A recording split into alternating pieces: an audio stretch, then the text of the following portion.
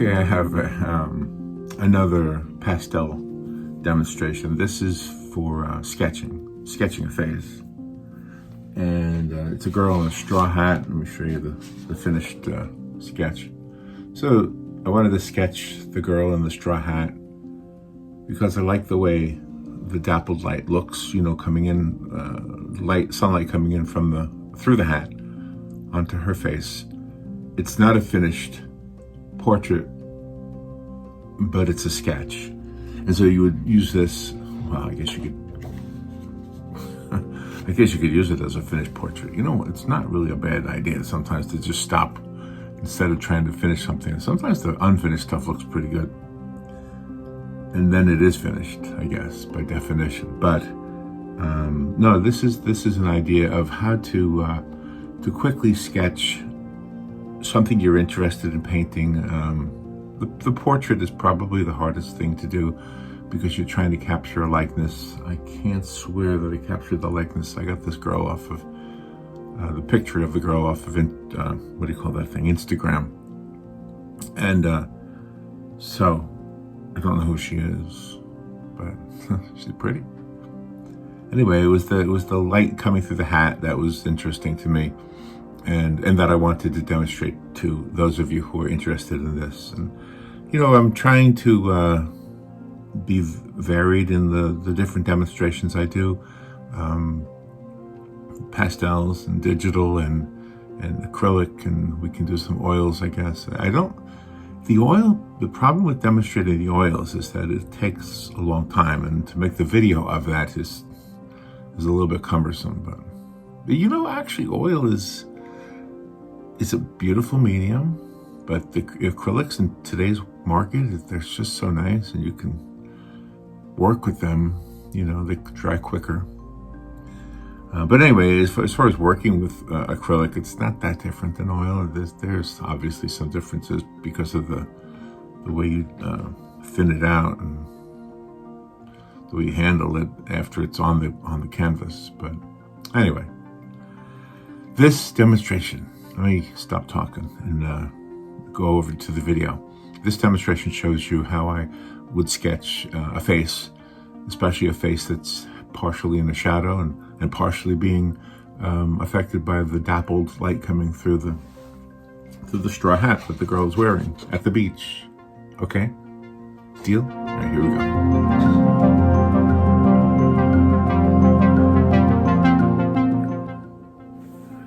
Right, so you can see I'm starting on a gray piece of paper. Actually, I think the video monitor makes it look gray. I think it's really a bluish color. Let me see. Yeah, it's almost like a blue-gray. I don't know if you can tell the difference in this, but it's kind of a blue-gray. All right, so the girl has a partially shadowed face. I'll show you again. I'll put it in maybe a thumbnail or something. And so the top of her face had a shadow, the bottom of her, the chin had the sunlight. I am, by the way, using Rembrandt pastels. Mostly, I think I used a couple of other brands that were in my box. My box is not neat at all. You see it on the side of the picture right there. Yeah, I am not an organized guy. I know I've seen some other demonstrations with artists and all their colors are in the right place, and it's just never been my way. So I've always just had a junk drawer full of stuff. So let me see if I can explain the difference. This is a combination of drawing and painting with pastel. Here's how I differentiate between drawing with pastel and painting with pastel. It's pretty simple. Painting with pastel is on the side. You're using it like a brush. You're using broad strokes and you're creating shapes, not lines. Drawing, that would be painting. Did I say painting? Yeah, painting. Drawing with pastel, you would use the edge. You would use, the corner, the tip, or you could sharpen it, and then you're drawing. In this particular sketch, I do both.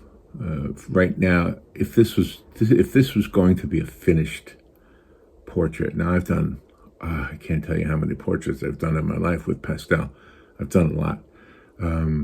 So the beginning parts are exactly like this. You just want to work in the shapes. You look at the shape of the chin and you look at the shape of the face, and you don't worry about getting it wrong. I mean, you try to get it as right as possible, but if you get it wrong, you fix it before it's kind of in stone. Because once the pastel is really thick on the paper or the velour or whatever you're painting on,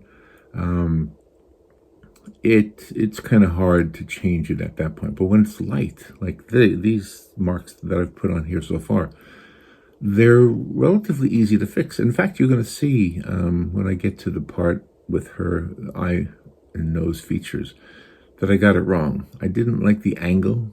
I could have left it like that probably and nobody would have known, but I liked a different angle, kind of looking at her.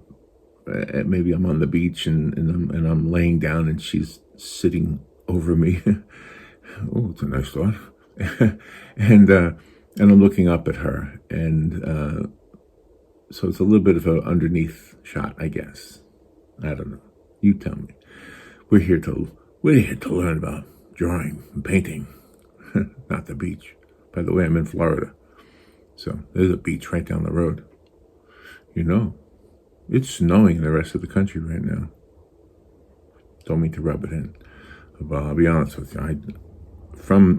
Being from up north and being down here for so long now, I'll absolutely admit to you, times, and this is one of them, when I miss seeing the snow in person. But do you know when my son was little?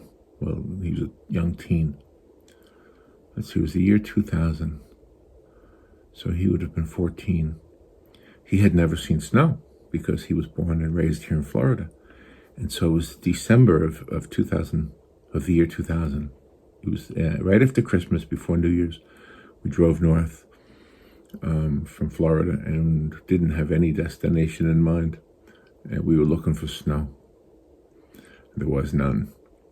We got to a place called Blowing Rock, and there was some old snow there that was still sitting down on the ground. It was kind of icy and hard. And I said to my son Alex, I said, this is snow, but I really would wish you could see some real, like, just fallen snow where it's soft and you walk through it. This was like packed ice. In fact, we both slipped on that ice. I was young enough back then I could slip and get back up. I'm afraid I would have a hard time now. But anyway, so we kept going, and we got to a town called Boone, North Carolina, which I have fallen in love with Boone since my first visit there. But we found an old hotel, an old motel that was charging, can you believe this? This is the year 2000, so tell me, this was still a good price back then, $25 a night. Can you believe that? Anyway, my fear was that it was so cheap, it was going to be, crappy. The mattresses were going to stink and all that, but no. This place was nice. These people had, I guess they were committed to helping out people. They had Bibles, and, well, I guess all hotels have Bibles, but I got the feeling that they were approaching their business from a benevolent position, a religious position maybe. But anyway, so we went into that room, and all I wanted was a safe, warm, because it was called a safe, warm room for the night. And it had to be clean. I told Alex, I said, if it's not clean, we're just leaving. I don't know what we'll do, but we were not going to sleep in a dirty, smelly bed. Well, as I mentioned already, when we got in there, it was beautiful. Not beautiful, like you would expect a luxury hotel, but I mean, it was clean, it was warm, the TV worked, the electricity worked, so it was good. So we went to bed that night with the intent of leaving in the morning, coming back to Florida. I was kind of worried about my car because at that time I had a convertible. It was a sidekick, like a tracker kind of a car, little thing. So I kept getting up and looking out the window to make sure, nobody, because we were on the second floor and the car was, of course, in the parking lot. So I wanted to make sure, nobody was messing with it. Well, I got up one time and it was snowing. I mean, snowing, a lot. I didn't know if it was going to last. I figured this might be it. Let me wake up Alex and show him the snow. So I did. I woke him up, and so he was a little bit grumpy. I remember that. And we went to the window, and then we put on our shoes, whatever, and we went outside just to stand in it, because I thought this might be it. This might be the whole thing, and then it'll end, and we'll go home in the morning, and that's it. It's not what happened. It snowed so much. We did try to leave, that when I got to the road, I was not able to really drive in it. I fishtailed one time, and I said, Alex, that's it. We got to go back. I said, can you reach your hand into the box where we put the key? And he said there was no lid on it. So I figured with this place, hey, they gave us a receipt written with a ballpoint pen on a piece of loose leaf paper. That was the receipt. Anyway, I hope you're enjoying the demonstration here. I'll tell you what I'm doing. I'm just using the pastels. And you can see I'm just sketching in shapes, and I'll get to the point where I'll tell you about the lines. I don't think I'm there yet. No, I don't think I've done any yet. No, I'm still doing shapes. Okay, so to the rest of the story, we went back into the room. He got the key out of the box. We went back to the room with the intention of, when we woke up, go tell the lady down at the desk that we were going to spend another night there. So that's what we did. And then I asked, is there a place where we can rent a sled? Because when I was a kid, they used to go sleigh riding, little sleds down hills. So she said there was a ski resort not too far away. So we went there, and that was nice. That was a very nice place. We went up this hill, and the ski resort was bustling with activity. There were so many people there.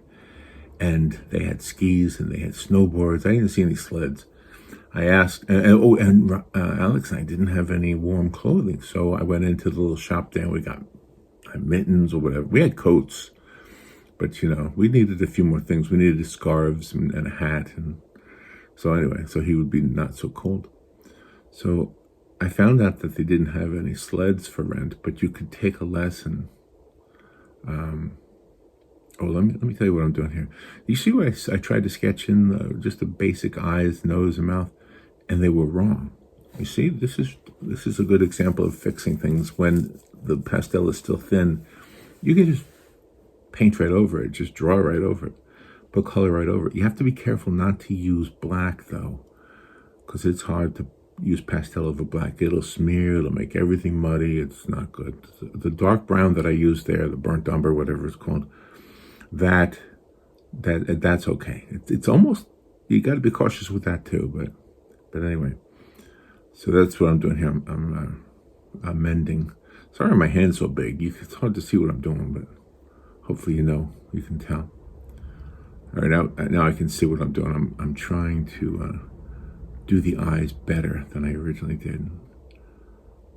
Okay, and originally I did a line for under the nose. It's kind of an old trick. You just put a line that later on you'll develop into the two nostrils. But I knew I was going to do it later on anyway. I might as well do it now. And then the mouth. You're looking up at the mouth in the way I envisioned it, and so you have to see the bottom of the top lip, if that makes sense. This part, you got to be able to see that. It's not as good on me as it is on her, is it? Anyway, so there you go. See, it's a nice. So I drew it in. I didn't paint it in. I drew it in. It's picky on words, right? But the thing is this: it's once you see what you want, just keep it. Just keep it, and then work with it. Okay, that's what you got to do. You got to work until you see what you want, and then just keep moving from there. All right, where was I with the story? Oh, so I paid for Alex to have a snowboarding lesson, and we rented a snowboard. It was a 1-hour lesson, and he had to go with a group of other kids that were also getting a 1-hour lesson, and they went to this hill that was far away. I stayed at the lodge. The lodge. Listen to me. I stayed at the lodge, and I stood on the balcony, and I kept my eye on that group, and they looked like tiny ants. They were so far away. And but it was freezing out there. It was so freaking cold. So he looked okay. He looked like he was safe and in good hands. So what I did is I went inside, and there was a fireplace in there. Oh my gosh, that was nice. And there were women in there in fur coats. I don't know about you guys, other guys, but a pretty lady in a fur coat. Oh man. I know you come to Florida, right? You like to see pretty ladies in bikinis. Well, let me tell you, a pretty lady in a fur coat was really nice. Anyway, sorry, I drifted there. What can I tell you? So anyway, so an hour passed, and I knew he was going to come back. So I went downstairs and I waited, and he came back and he was ready to go down the easy hill or the bunny hill, whatever they call it.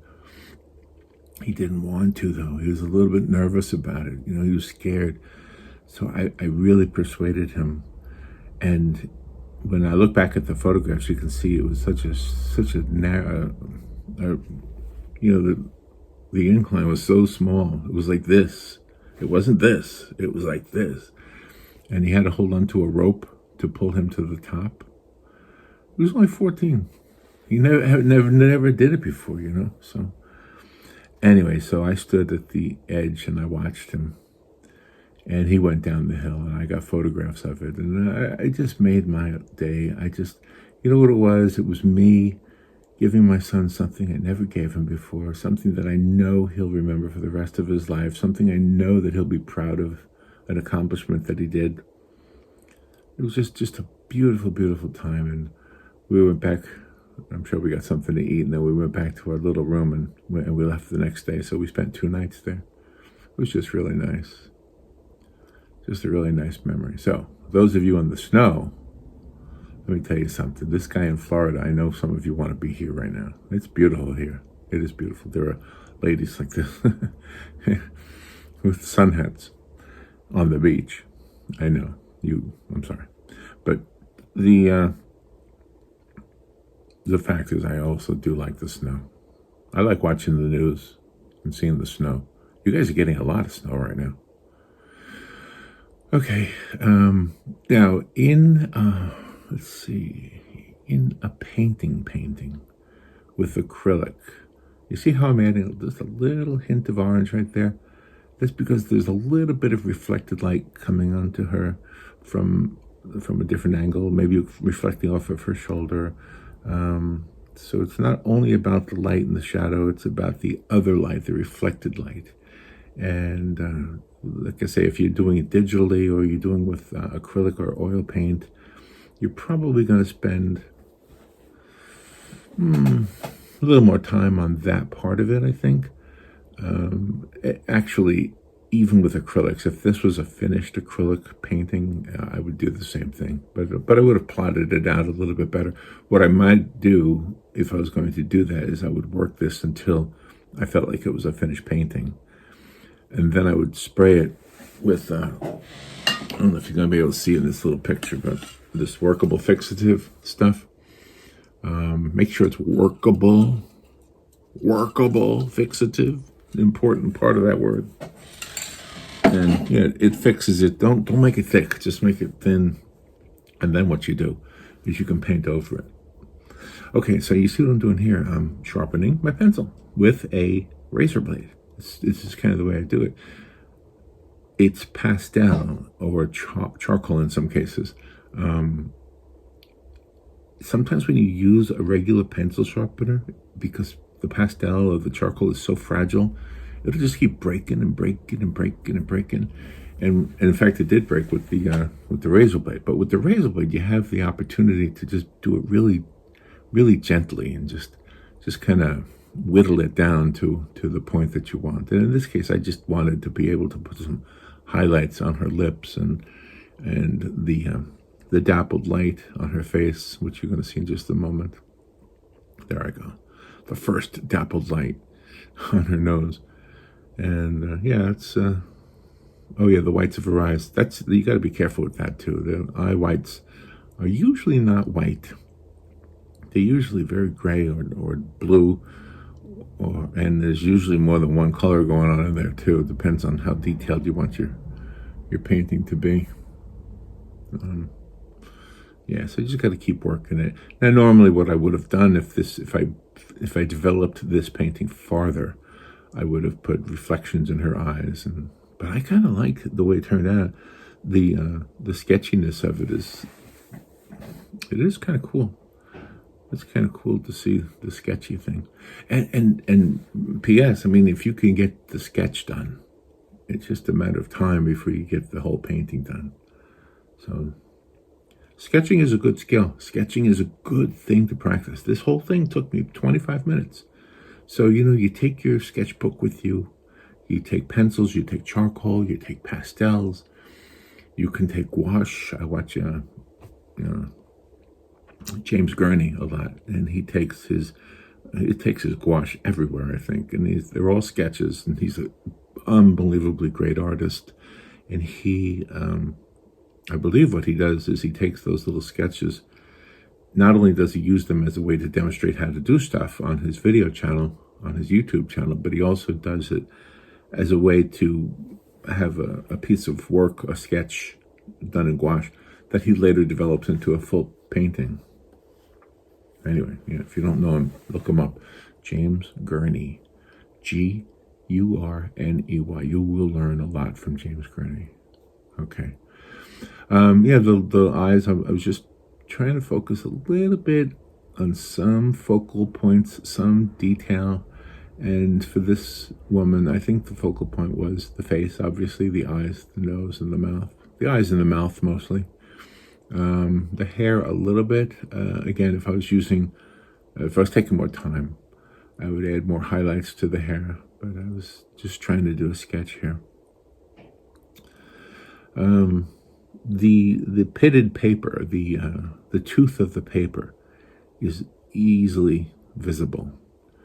To undo that, to get past that, what you would do is you would use a smudge stick.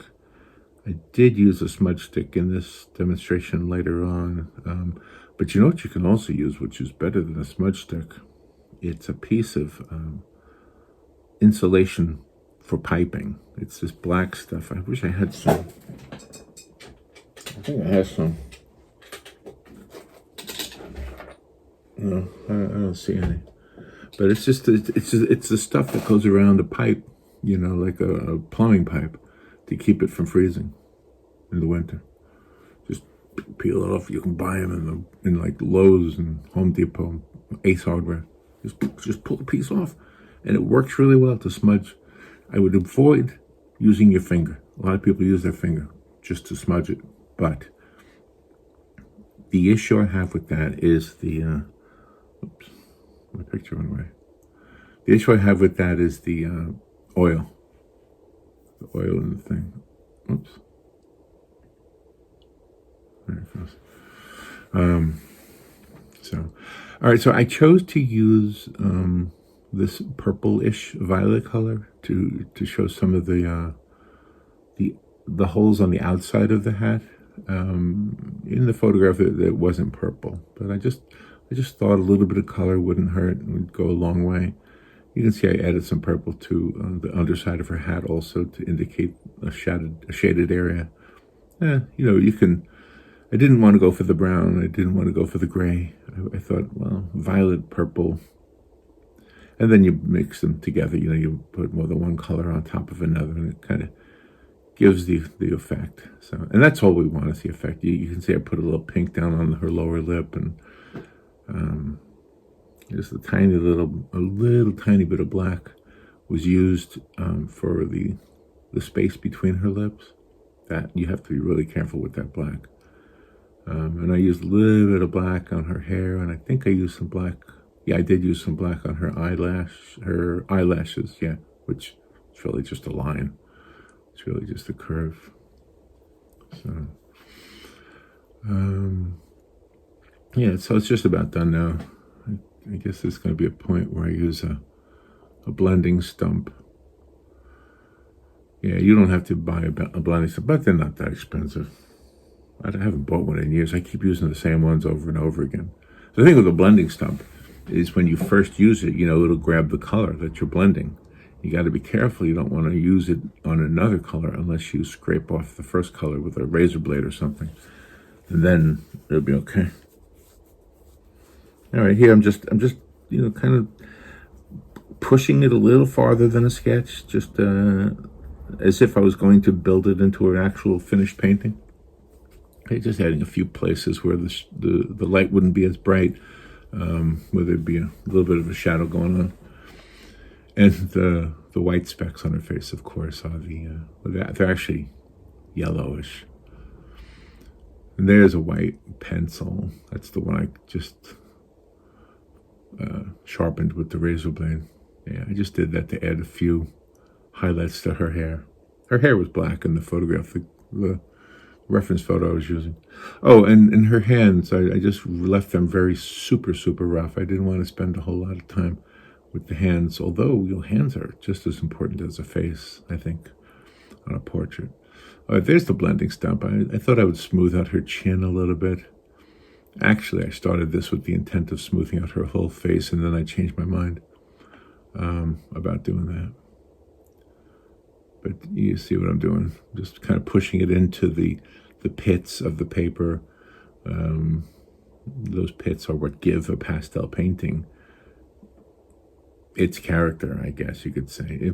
I've used the velour a lot where there are no pits at all. It's beautiful to work with velour. All right, so what am I doing here? Well, I got fingerprints on the thing. I got my dirty fingers messed it up. So I'm just covering them up with some blue. Yeah, she's at the beach. There's got to be some blue happening in the sky or in the water somewhere. And that's the whole thing. All right. Well, it looks like this video is almost over. Thank you for watching. And if you like this, I'm trying to build the channel. So if you can click the like button, and if you want to see more of these, I'm gonna.